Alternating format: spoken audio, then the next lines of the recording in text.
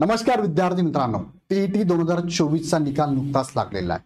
हा निकाल लागल्यानंतर जवळपास 3 ते 3.5% विद्यार्थी पात्र झालेले आहे. म्हणजे जवळपास 95-96% विद्यार्थी इथे अपात्र असणार आहे. सो विद्यार्थी मित्रांनो, ज्या ज्या विद्यार्थ्यांना इथे वाटतंय की मला मार्क कमी मिळाले किंवा माझे मार्क वाढू शकतात, अशा विद्यार्थ्यांनी हा व्हिडिओ शेवटपर्यंत बघा.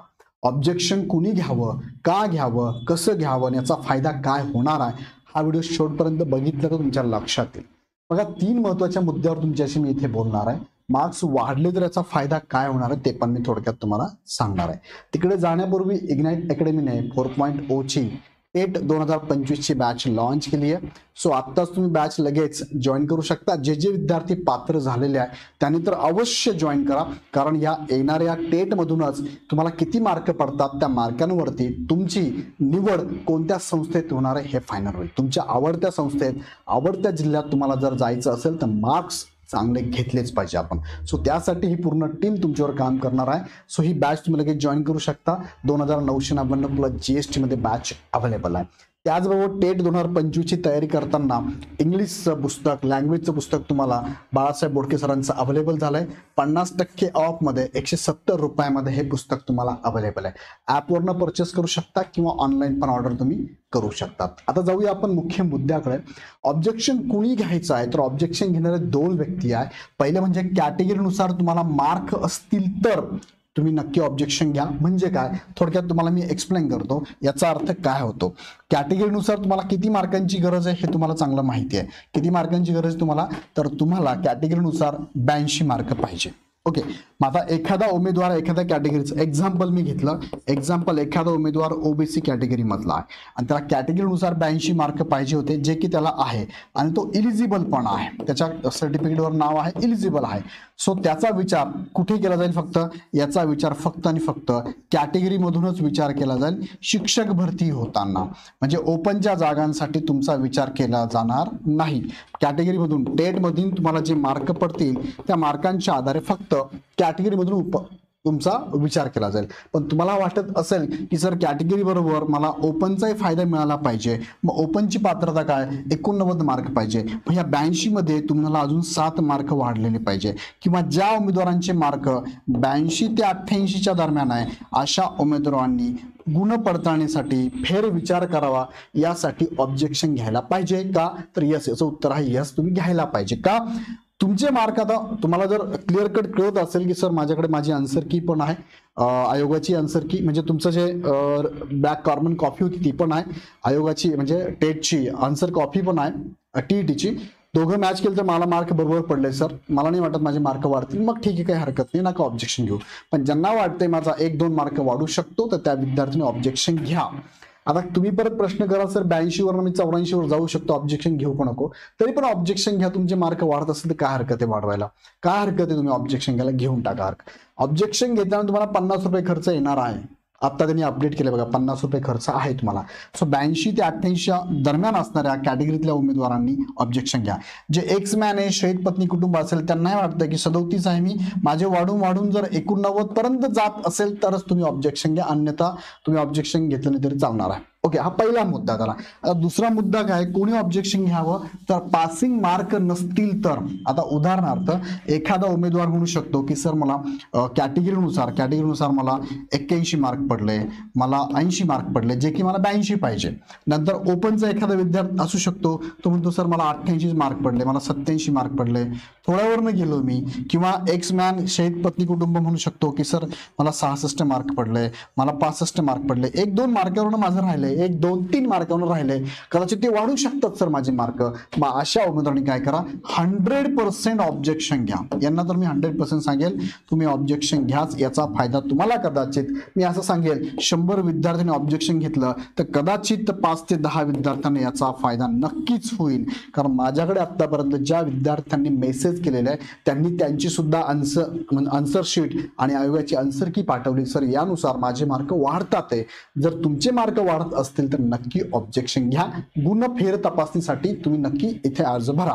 कसं भरायचा मी तुम्हाला सांगतो. आता हे दोन मुद्दे तुम्हाला सांगितले, हे दोन मुद्दे तुम्हाला पुढे क्लिअर करतो. कोणते? निकाल दिसत नाही तुमचा, म्हणजेच काय, निकाल तुमचा राखून ठेवलाय, अशा उमेदवारांनी सुद्धा तुम्हाला काय करायचं, ऑब्जेक्शन घ्यायचं आहे. कसं घ्यायचं सांगतो पुढे मी तुम्हाला. बघा तुम्ही आता कसं घ्यायचं ऑब्जेक्शन. तत्पूर्वी तुमचा रिझल्ट तुम्ही डाउनलोड केला असेल तर तुम्हाला बघा इथे आता जसं की हे कॅन्डिडेट आहे, ओबीसी कॅन्डिडेट आहे, यांना 82 मार्क पाहिजे पासिंगला, त्यांना 88 पडले. मग यांना जर 89 मार्क जर असते, म्हणजे अजून एक वाढला जर असता, तर यांचा विचार कॅटेगरी बरोबर कुठून केला असता, ओपन साठी पण होणार आहे, कुठे, टेट मध्ये, शिक्षक भरतीमध्ये. बघा मग यांनी नक्कीच ऑब्जेक्शन घ्यायला पाहिजे, यांनी 100% घ्यायला पाहिजे, कारण एक मार्क कदाचित माझा वाढू शकतो, याच्यावरती ऑब्जेक्शन घ्यायलाच पाहिजे. ओके, मग आता ऑब्जेक्शन घेण्यासाठी संदर्भातला का घ्यायचं ऑब्जेक्शन, काय फायदा, याच्या संदर्भात ऑलरेडी मी एक व्हिडिओ बनवलेला आहे. बघा सीटीटी किंवा टीईटी पासिंग क्रायटेरिया काय आहे, कॅटेगरीनुसार मार्क पडले तर काय फायदा काय नुकसान, शिक्षक भरतीमध्ये कसा विचार केला जातो, हा व्हिडिओ बनलेला आहे. बघा हा व्हिडिओ आहे 2 दिवसापूर्वी बनलेला आहे. खाली डिस्क्रिप्शन मध्ये तुम्हाला लिंक पण भेटेल, किंवा डायरेक्ट युट्यूबवर जाऊन सर्च करा, इग्नाइट अकॅडमीच्या ऍप युट्यूबवर जाऊन तुम्हाला हा व्हिडिओ 2 दिवसापूर्वी भेटून जाईल, तो बघून घ्या. आता पुढे घेऊन जातो. गुणपडताळणी किंवा इतर हरकत असल्यास, बघा गुणपडताळणी तुम्हाला पाहिजे असेल तर त्यांनी नोटिफिकेशन काढलेलं आहे. त्या नोटिफिकेशन मध्ये त्यांनी सांगितलेलं आहे ज्या ज्या विद्यार्थ्यांना वाटतं की मला गुणपडताळणी करायची आहे किंवा त्रुटी आक्षेप असेल, तर असं असेल तर तुम्हाला महाटेटच्या या वेबसाईटवर जाऊन लॉग इन करायचं आहे आणि 6 फेब्रुवारी पर्यंत ऑब्जेक्शन घ्यायचं आहे. 6 फेब्रुवारी म्हणजे अजून 2 दिवस तुमच्या हातात आहे. ह्या 2 दिवसामध्ये तुम्ही ऑब्जेक्शन घेऊ शकता. आता ऑब्जेक्शन कसं घ्यायचंय, महाटेट वेबसाईटला गेलात तुम्ही, त्यानंतर उमेदवाराचा लॉग इन वर क्लिक करायचं आहे, त्यानंतर आयडी पासवर्ड टाकायचा आहे, कॅप्चा टाकायचा आहे, लॉग इन करायचं आहे. लॉग इन झालं की तुमच्या समोर हे 5 ऑप्शन येतात, त्यापैकी तुम्ही तुमचा निकाल चेक करा. तुम्ही ऑलरेडी चेक केला असेलच तरी पण एकदा चेक करा, नसेल तर डायरेक्ट तुम्ही इथे जाऊ शकता, आक्षेप नोंदवा. दोघांपैकी अंतिम निकालवर क्लिक केलं की तुमचा रिझल्ट खाली येतो. आता ज्यांचा रिझल्ट दिसत नसेल त्यांना लगेच ऑप्शन त्यांनी दिलं, बघा आपला कोणत्याही चुकीशिवाय निकाल राखीव ठेवला आहे असे आपले मत असल्यास उमेदवाराने आक्षेप नोंदवण्यासाठी येथे क्लिक करा. म्हणजे ज्या पहिला ऑप्शन काय, ज्यांना ज्यांना आक्षेप नोंदवायचा त्यातला पहिला कोणता उमेदवार, ज्यांचा निकाल दिसत नाहीये, निकाल राखीव ठेवला आहे, निकाल दिसत नाही, त्या उमेदवारांनी, बघा हे दिसतच नाही खालचं, हे जे दिसतंय तुम्हाला आता हा रिझल्ट आहे खाली, हा दिसत नाहीये, हा दिसत नाहीये, मग अशा उमेदवारांना इथे क्लिक करून काय करा, तुमचं ऑब्जेक्शन नोंदवा. आणि ज्या ज्या विद्यार्थ्यांना वाटतं की मला रिटोटलिंग करायचंय, मला मार्क्स माझे परत बघायचे, म्हणजे गुणांची फेर तपासणी करायची, त्या विद्यार्थ्यांनी काय करा, इथे आक्षेप नोंदवा. ओके, इथे आता हे दोघेही ऑप्शन तसे सारखेच आहे, पण आता पुढे त्यांनी तिसरा ऑप्शन ओपन केलेला आहे, ज्यांना गुणांची तपासणी करायची. बघा त्यांचा रिझल्ट इथे दिसतोय, पेपर सेकंड यांनी दिला होता, 6वी ते 8वी अंतरिम निकाल गुणपडताळणी. बघा हे काय इलिजिबल आहे, त्यांना मार्क किती पडलेत, 89 पडले. ओपन नुसार विचार केला तर त्यांना मार्क ओके आहे, 89 आहे म्हणजे पासच आहे खरं, म्हणजे यांनी करायची गरज नाही परत. पण आता अशा यामध्ये कोणाचे मार्क 88 असेल, कोणाचे मार्क 81 आहे, कोणाचे 80 आहे, कोणाचे 87 आहे, ओपन असेल तर हे, कॅटेगरी असेल तर हे असेल, आणि त्यांना वाटतंय की माझे मार्क वाढू शकतात, किंवा काही विद्यार्थ्यांना वाटतंय मला 82 पडले, 85 पडले, 86 पडले, अजून वाढून जर 89 पर्यंत जात असेल तर अशा विद्यार्थ्यांना ऑब्जेक्शन घ्यायचं आहे. इथे व्हेरीफाय पेपर 2 मार्क्स याच्यावरती क्लिक करायचं. याच्यावर क्लिक केलं की तुमच्या समोर ऑप्शन ओपन होता, क्रेडिट कार्ड, डेबिट कार्ड, 50 रुपये तुम्हाला पे करावं लागतात. तुमची काय होणार आहे, व्हेरीफाय होणार, पेपर 2 चे मार्क व्हेरीफाय होतील. आता इथे 50 रुपये लागतात, पण इथे जेव्हा तुम्ही जातात आक्षेप नोंदवा, इथे गेला तर तुम्हाला फ्री ऑफ कॉस्ट आहे. आता का ऑप्शन दिला माहित नाही, कारण लिखित स्वरूपात त्यांनी दिलेलं आहे आक्षेप नोंदवा, आणि इथे जर गेलं तर व्हेरीफाय करायला जातो, इथे त्यांनी लगेच 50 रुपये इथे अप्लाय केलेले 50 रुपये. आता बघा तुम्हाला इथे ऑब्जेक्शन इथे पण घेऊ शकता, इथे पण घेऊ शकता, दोघांपैकी किंवा दोघे घेऊन टाका तुम्ही. आय थिंक सो मला वाटतं दोघे घ्यायला पाहिजे, कारण आक्षेप नोंदवावर गेला ना हे फ्री आहे तुम्हाला. बघा इथे हे तुम्हाला काहीतरी ड्राफ्ट टाकायचा आहे, तुम्हाला काय आक्षेप नोंदवायचं, तुमचा काय इश्यू, बाबा माझा गुणपत्रक राखून ठेवलेलं आहे, मला कमी मार्क्स देण्यात आलेले आहे, की माझे मार्क वाढताय, हे जे काय असेल तुम्हाला ड्राफ्टिंग करायचं आहे. बाकी तुमचं डिटेल्स त्यांच्याकडे आहेच, काय टाकायची गरज नाही आहे. आणि त्याला सपोर्टिव्ह डॉक्युमेंट काय, तुम्ही एक तुमचा हॉल तिकीट इथे डाउनलोड करून अपलोड करा.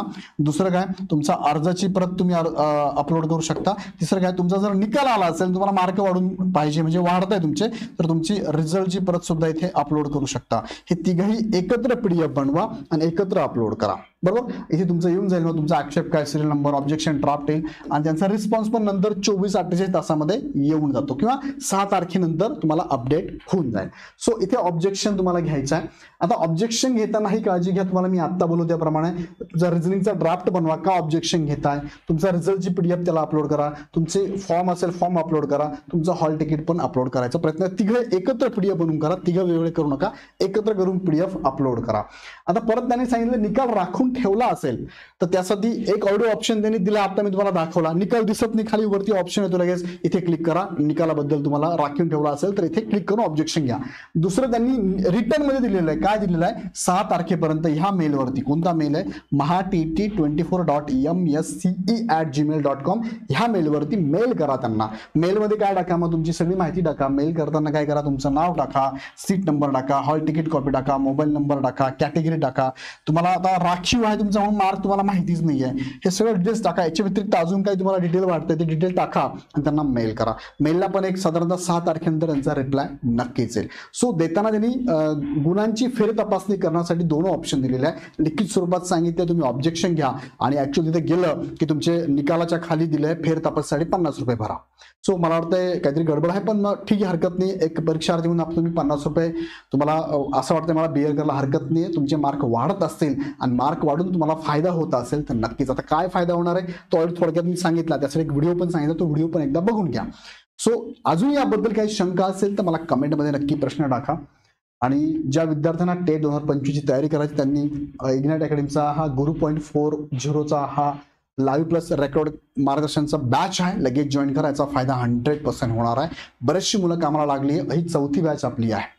सो लगेच जॉईन करा. काही अडचण असेल हा हेल्पलाईन नंबर यांना कॉल करा. ॲप डाउनलोड करून डायरेक्ट परचेस पण करू शकता.